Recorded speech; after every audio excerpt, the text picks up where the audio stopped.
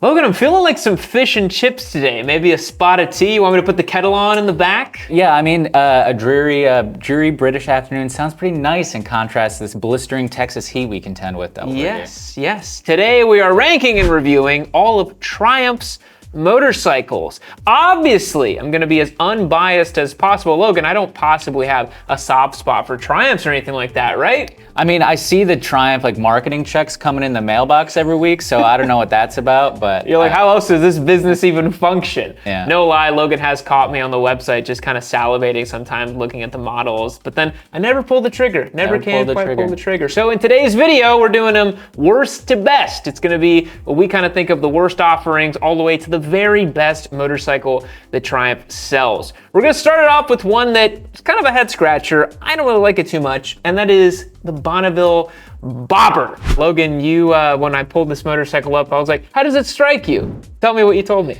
I think I just said it sucks or something. I mean, Bonneville itself is a great platform. Yes. If you want, you can justify a Bonneville for a million different types of riders, 100%. especially if it's kind of a gateway drug for dumpy American cruiser riders, right? Of something that has that retro charm, but performs a little bit more like a real motorcycle. It seems like one of those bikes that's made strictly to appeal to Harley Davidson owners. Yeah. And that just always rubs me the wrong way. Not because I think Harley Davidson's great. If anything, I think because all these other manufacturers do other things better, why dumb yourself down, you know? Yeah, I think it's like every couple of 5 or 10 year cycles, you get a manufacturer that wants to slice Harley's pie. Honda's done it for years, trying to go for the metric cruisers. Yamaha tried with the muscle cruiser, and then I think the Bobber thing, Triumph thing, they were like, what if we give them this Bobber aesthetic? And people got obsessed with Bobbers like they did with Scramblers, like they did with cafe bikes for a good 5 years. I think we've kind of reached peak Bobber in the past 2 years. I haven't really seen too many people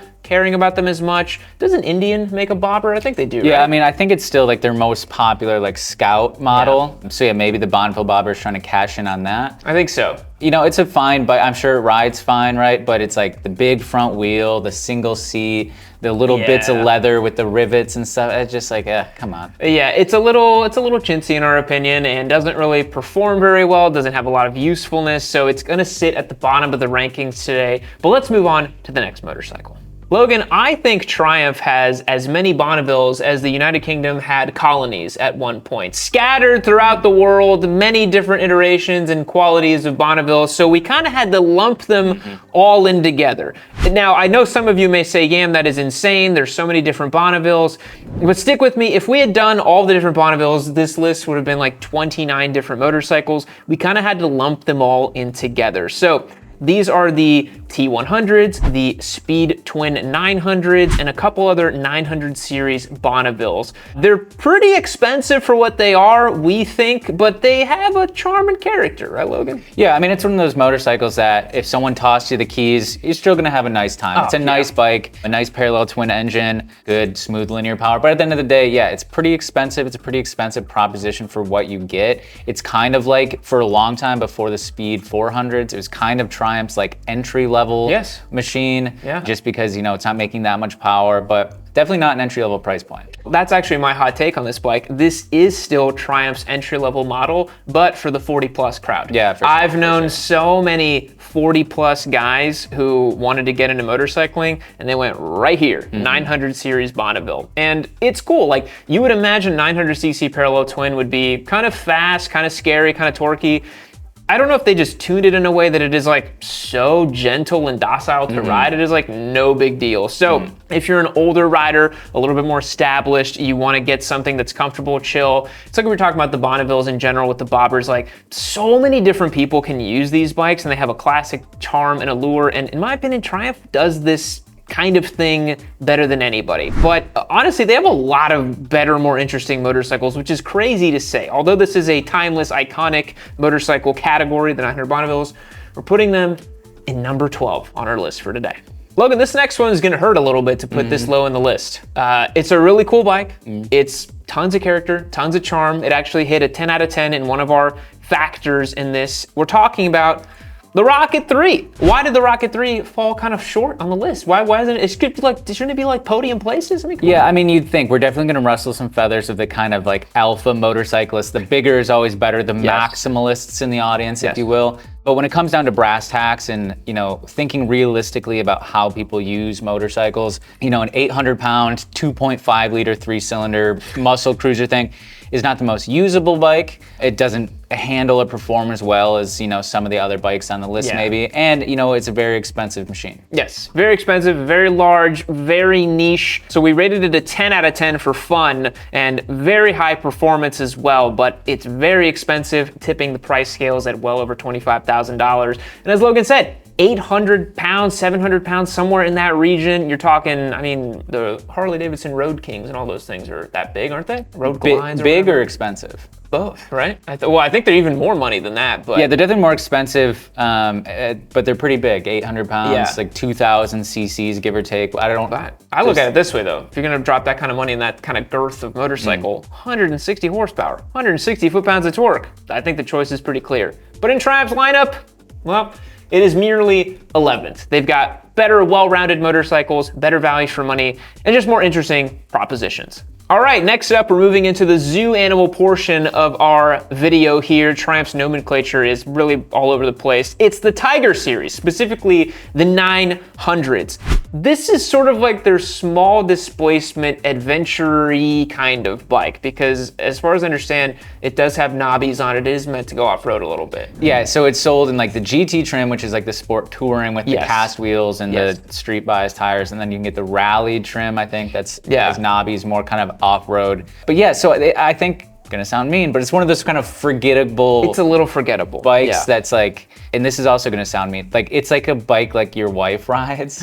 The only people I ever hear talk about. That's so brutal but accurate. I have to give you that one. The only people I ever hear talk about the F850 GS or the Tiger 900, it's the husband mentioning what his wife rides. And because he rides the bigger one. Yeah. That may be this bike's entire reason for existing. It may be that they're coming after Big Daddy ADV money, but they're like, we're not stopping there. We're gonna get the wife's money too. Right. And then they get Tiger 900. Go ahead and drop a comment about how we're misogynistic. I'm one of the most even-keeled motorcycle content creators. Don't even come at me with that. So, Tiger 900, the wife's bike, is 10th. Of course, the Sportster rider says it's the wife's bike over here. I see what you're saying. Yeah. That is the vibe. And I'm just glad we kind of figured it out. Like, this isn't scripted. That was real time. That was real time. I will remember what this bike is now based on making that joke. All right, yin and yang, female energy, male energy. We now have the Tiger 1200. We just talked about it. Of course, it's gonna be right above it just because it does have a larger engine. I think it's just a better executed motorcycle because I think Triumph had a harder design brief for this bike. So Logan, when this bike came out, they explicitly were like, we are trying to defeat the BMW GS. That was like their whole thing. They were like, we're gonna make a lighter adventure bike, a more powerful adventure bike. It's gonna handle off-road better for the 1250 GS platform that existed at the time. That's the only reason they made this bike. BMW then made the 1300, which arguably is better than this bike, but this is still a really good machine. How does it strike you? Yeah, I mean, it's really cool. Like, I've considered what will my future as an ADV rider look like, right?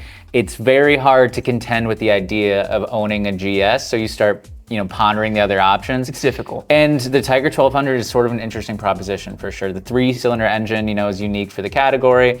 Good amount of power, good amount of tech. It does carry the flagship ADV price tag, but as do all the other options in the category. So yeah, this motorcycle tips the price scales at over $22,000. That is serious cash for the money and for the bike. And as Logan says, 3-cylinder motor, very spicy. I test rode one of these for a while back in 2022 at the end of that year. And it's fun. It's super peppy. It can pop wheelies really easily. It feels a little smaller than it actually is. But man, Triumph just got a bunch of really good bikes. So we got to keep it moving. Let's move on to the next one. All right, we're getting to the bikes that I will wax poetic about for no reason and for no amount of money. It's the Speed Twin 1200. Logan, I love this bike.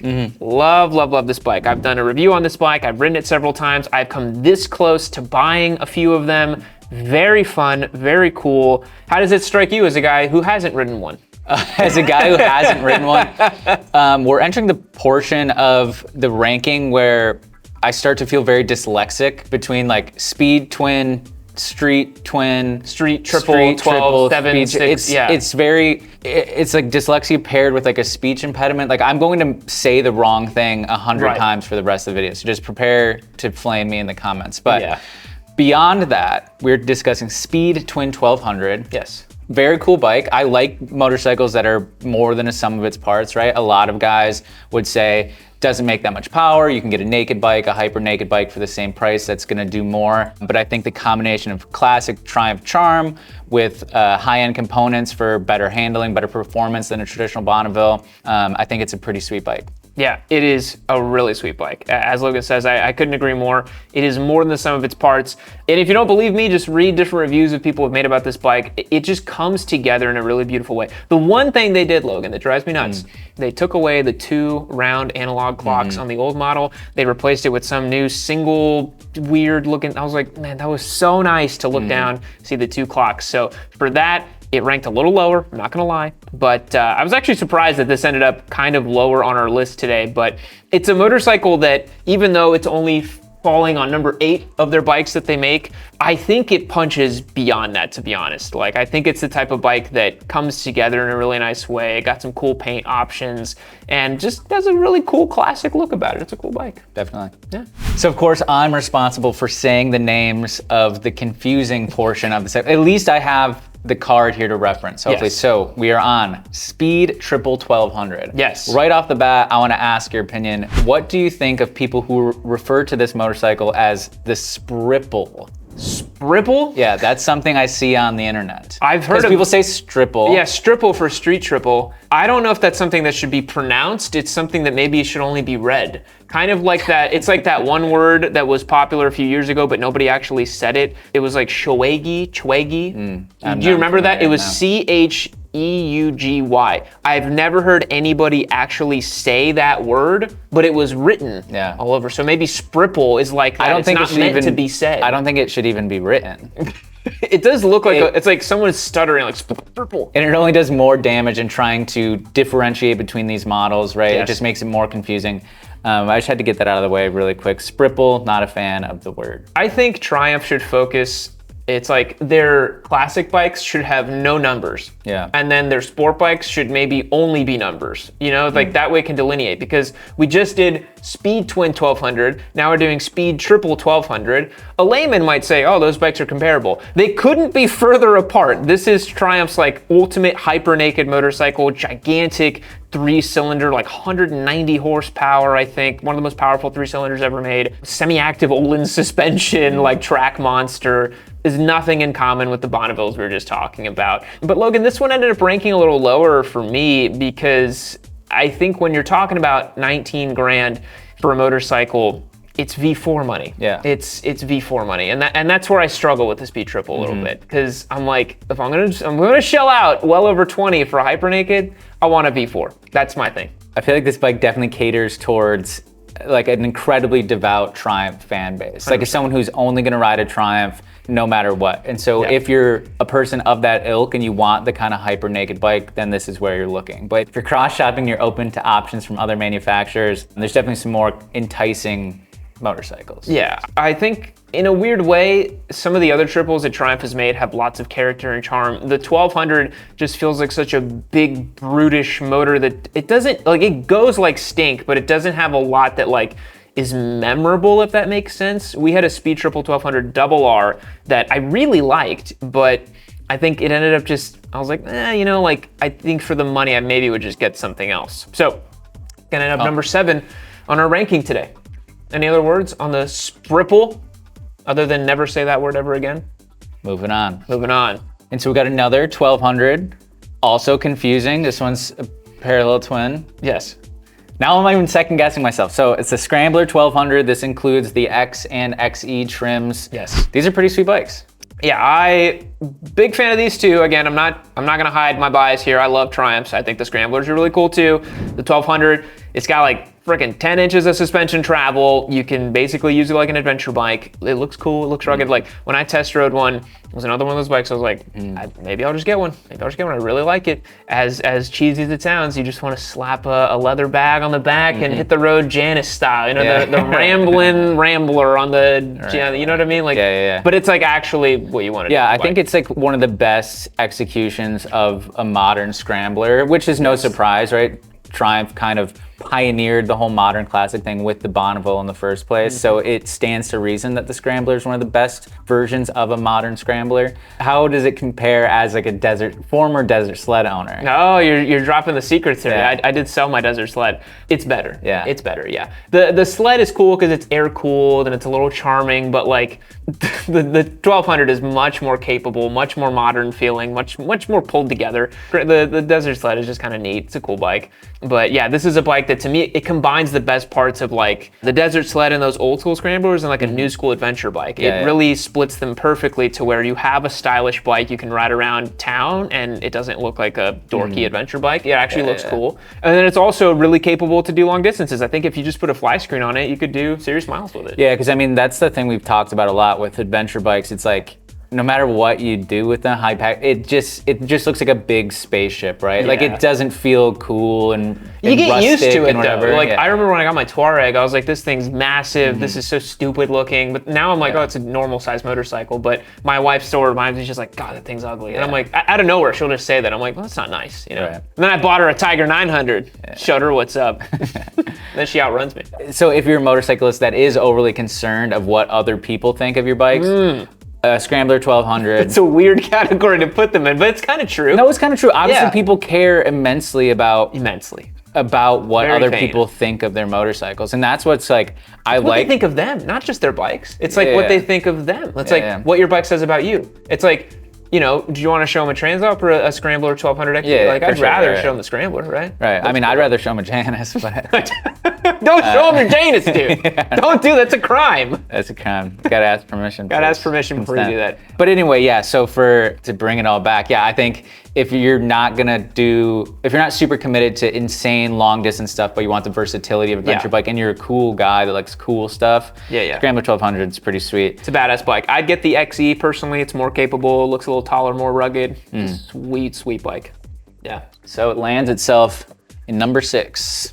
So for number 5, we again had to lump some bikes together. Like I said, didn't want to have a 30 bike list. So this is both the Trident and the Daytona 660 platforms. Daytona 660 owners will probably freak out saying, the engine's been changed, whatever. Yeah, it makes a little more power and all that stuff. It's fundamentally the same. Yeah, and also, I don't care, so. So we put them together because it's for the video, okay? Relax. Trident 660, Daytona 660, what do you think? I mean, it's cool. Again, it's kind of like this new era of Triumph, predating like the Speed 400s, but of like making bikes that promote accessibility, right? And are interesting and novel amongst their competitors. You know, having a 3-cylinder engine is uniquely Triumph for the most part. Yeah. So that's pretty cool. I don't love either one of them. I think they don't necessarily have like the charm or character I would really want or expect from a Triumph. Like I like the more modern classic stuff Triumph does, but people seem to love these bikes. I hear their praises sung consistently. Yes, I think it's really cool that they're able to sell a bike at the same price point as an MT-07, for example, but has an extra cylinder. That's massive. That's no small feat, right? I know their margins have to be smaller than the MT-07s because it's a newer platform and all that stuff. This bike does come with a quick shifter, it has an IMU now as far as I understand. The Daytona 660 to me isn't as well executed just because it ends up feeling a little cheap for what it is. But it's, you know, it competes in that R7 kind of category and again gives you an extra cylinder, has a little more power, similar to the CBR 650R. And Triumph's doing a great thing where they're meeting the moment and competing really well within categories. I think that's the most important thing. It's like they're showing up, they're present, they're relevant in nearly every category. They've become a full line manufacturer in the span of like 10 years. And you gotta, as the Brits would say, doff your cap to them. You gotta doff your cap and smash those fish and chips right into your face. So yeah, Trident 660, Daytona 660, cool platforms. They're going 5th. They're selling well, they're cool. And yeah, pretty sweet. So the Tiger Sport 660. So considering the numerical value of this motorcycle, I can assume it's a shared platform with the Trident and Daytona. I literally didn't know this bike even existed until 30 minutes ago. No, that's not true. Yes, he did. He's trying to sound like a cool guy. The next one we talked about, he knew it existed. I didn't. I thought this was the 900 and whatever. So okay, so this one we're all learning together. The Tiger Sport 660 shares the same engine as the Trident 660 in a sport touring style Versys 650 style motorcycle. You can think of this as a Versys 650 with an extra cylinder. I tested one of these 2 years ago now, and that was my takeaway. I'm like, this is a super fun, versatile, great kind of entry / intermediate-ish bike. Just like so useful and usable. It unfortunately suffers the same thing as the Versys, where like it ends up just kind of, it does everything so nice and perfect, it kind of leaves you a little like, okay, like whatever, you know? I think for a more experienced rider, there's another bike coming up later on the list that I would recommend more than the 660, and I'm really happy the Triumph made. You probably already know what I'm getting at. But this is a really well executed bike. Works great, handles well, great motor, great sound. I really want Triumph to update the screens, the dash on the 660 platform and the Street Triple platform. They both suck ass, and I want them to be better. Just make them like a Honda screen or a BMW screen if you got the time, budget, and energy, because it drives me nuts. But still, it ended up pretty high on our ranking, Logan, number 4 today, right? Yeah, and I think that comes down to fun, usability, and price. I mean, obviously that's how we quantify all these bikes, but that's when the ones in the latter half of it really start to shine, is just value, you know what I mean? Yeah, just hard value. Yeah, and I think that's the next one we're talking about. It's just nothing but the numbers. So this might upset some people, what you would consider a beginner motorcycle ranking so high, but beginner bikes are important. Yep, they're very important. Beginner bikes are important. Speed and Scrambler 400. So Triumph kind of started breaking some records a year or so ago when they first released this bike, and it sort of showed a cultural shift of premium manufacturers that had previously avoided entry-level bikes. They don't want to devalue the brand, don't want to invest in that, whatever. The Speed and Scrambler 400 just showed, hey, if you make a pretty sweet beginner bike and sell it for really cheap, people will come in droves to buy it. So, and the most important part, it looks nice. Yeah. It looks like a real Triumph. It has got a great design to it, and I think that's a massive reason for its success. Speed and Scrambler 400 are, of course, made in partnership with Bajaj. They're an Indian motorcycle, kind of really trying to hit that Indian market too. This is a super premium motorcycle in that market, but to us here in America, it's thought of more as an entry-level bike. And Logan, to me, what's cool about this bike and the 660 is like when Triumph spends a little bit of time and they're like, okay, we're gonna enter X category, they do a good job, you know? The 660 did great, this one's doing great. It makes me kind of hope that Triumph maybe can get into the next gen super sport category. That's my little dream. Maybe I wait long enough and I get a Daytona 800 or something like that. But I'm really happy to see the Speed and Scrambler 400 doing so well. They're starting to now give it the Bonneville treatment where they may end up making 10 different variants of the Speed and Scrambler 400s, but that's Triumph. That's what they do. That's okay. And we'll see. I don't know what other variants maybe they'll make like a baby adventure variant or something. Maybe. I don't know. I mean, that would be the next. BMW is doing that. KTM obviously does that.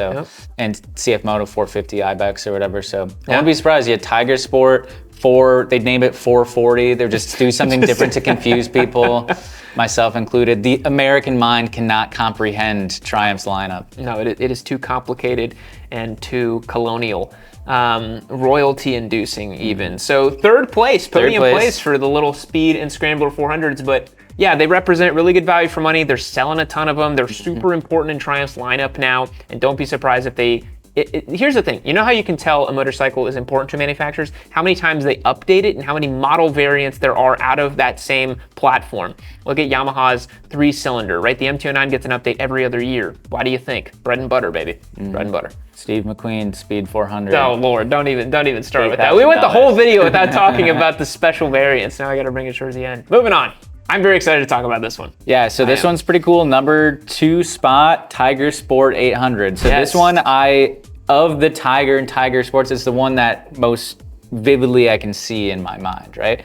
And it's actually maybe controversial to say, but this would be my personal number 1 in the ranking. I may or may not have told him he was a homosexual straight to his face because he chose this. But it's just for fun, relax, okay? Yami Noob is not that kind of way. Shout out to my buddy Greg who owns one of these. He says it's the greatest thing since sliced bread. Tiger Sport 800 is a pretty unique little motorcycle. It's not exactly a tall rounder. It's not exactly a ADV bike. What it is a sport bike slightly on stilts with a windshield. It really is sort of just like a sport bike that's just a little more comfortable, and it's really cool. Like, it's cool. This category is not getting a ton of love, and it's really cool to see a new version of these bikes coming in, because this is realistically what people want to do with their ADV bikes. Yeah, 100%. I think it's going to do 95% of what an average American ADV bike owner does with their machine, but it's way faster and way cooler. Way faster for its size and its cost. It's pretty affordable, like under $13,000, I think. Yeah, 12.5 for this machine with an 800cc new triple cylinder motor. This is like a different configuration from the Tiger and the Street Triple. This is like a different mill that they're using. So they say all of Triumph's 3 cylinders are all like based on other 3 cylinders that they have, but making a great amount of power, enjoyable. My one gripe with this one, I mentioned it earlier, it's that screen. Look at the dash on this. To me, that's not the dash that I would expect on a $12,500 machine. It's just not. Right. It's not. Yeah, it's like you get the nice suspension, you get the, I think it has cruise control stock and stuff, but got to make a concession somewhere, I suppose. Yeah, the one thing you spend your whole time looking at. I know. That's where you're gonna make the concession. I'm like, come on, what are you doing? Make it somewhere I don't see it, you know? But we ranked it second. We think this is the second best motorcycle that Triumph is currently selling, and that is high praise. It's a great bike. I want to see more manufacturers making stuff like that, and yeah, freaking sweet. And it's kind of small too, which is cool, Logan. It's not like some big battle tank motorcycle, which is awesome. Yeah, I think it does represent a different type of kind of sport, touring type bike. It's kind of like if Honda made like the NC 750, but with like a cool motor. You know what I mean? Like it is this kind of what weird, where it looks like kind of like a big scooter, sort of, but like in a cool way. Honda's version is it's kind of like the NT 1100. Yeah. But even that bike's kind of big. This bike's, it's small. Well, yeah, the NT 11 might as well be like an Africa Twin size, I think. But no, I like the Tiger Sport 800. I'm thinking. He's thinking about it. Speaking of cosmic yellow, Number one. I don't know if that made the cut or not. Number one. What could it be? What could it be? Street Triple 765. Come on. I think people probably saw it coming. Yeah, so they make a couple versions of this. They have the R, the RS, and some other versions as well. Like we said, we can't split them all out because it starts getting crazy. But man, if you gotta pick one bike from Triumph, it's gotta be the Street Triple. The Street Triple is just phenomenally executed. It's, to me, middleweight sport bike perfection. I don't really have anything bad to say about this bike other than the dash that is like laggy and kind of slow, but if you can live with that, it's such a good bike. Yeah, and I kind of avoided talking about it earlier in the video, but it's like, this is really, you can tell where Triumph shines compared to things like the Speed Twin 1200. Very, very cool bike, but it costs significantly more than the Street Triple, which is just like a lot more motorcycle for the person in search of like performance and agility and handling and things like that. And it's interesting because it's, imagine talking to someone like Triumph like 1980 or like whenever they first came back and they're like, and you showed them this motorcycle from 2017 or whatever. The newest generation. But anyway, they would be like, this is crazy. This is unfathomable for Triumph, right? Yeah. And so to do something that special and that cool and that's unique and is like a category leader in more ways than one is very cool. What I love about this bike is that it has, from the beginning, super sport DNA. The frame is a super sport frame. It has a very hopped up motor that makes the most power output out of any of the middleweight bikes, all at the top end of the motor. This to me is the raciest, most interesting middleweight bike that you can buy. MT-09 is probably more livable on road. I've mentioned that in my reviews and kind of middleweight bikes that we've talked about. But gun to my head, I would probably pick a Street Triple 765 RS. Just phenomenally executed, really fun motorcycle. And yeah, like Logan said, probably the thing that Triumph's known best for, probably the thing they do best other than Steve McQueen Bonnevilles and shit like that. But you know, the Street Triple it's awesome. I can't say enough good things about it. Yeah. I think it's a well-deserved numero uno. Numero uno. How do you say that in British? Number one, mate. Number one. Something like that. So you would pick the Tiger Sport 800 out of all these? I think so. I'm kind of into like Sigma, like not caring about if the bike's cool or not. I mean, I'm already been like that because of Transalp. But having a bike that's like a little bit faster. I know. And I've been craving a little more speed yeah. too. I've been riding the Touareg a bunch and I'm like, I just wish I had just like a little bit more on tap. Man, I mean, obviously I'm a Triumph simp. I like a lot of these. The Speed Twin 1200 is just It doesn't make a lot of sense, but it's just a great motorcycle. Sometimes the best bikes don't make a lot of sense. That's true, yeah. We'll leave you with that one. That is a high IQ move right there. Sometimes the best bikes don't make a lot of sense. We'll leave you with that one. Hope you had some fun in today's video. Thanks for watching. Let us know what you think of our ranking for today, and we'll catch you in the next one. See you later.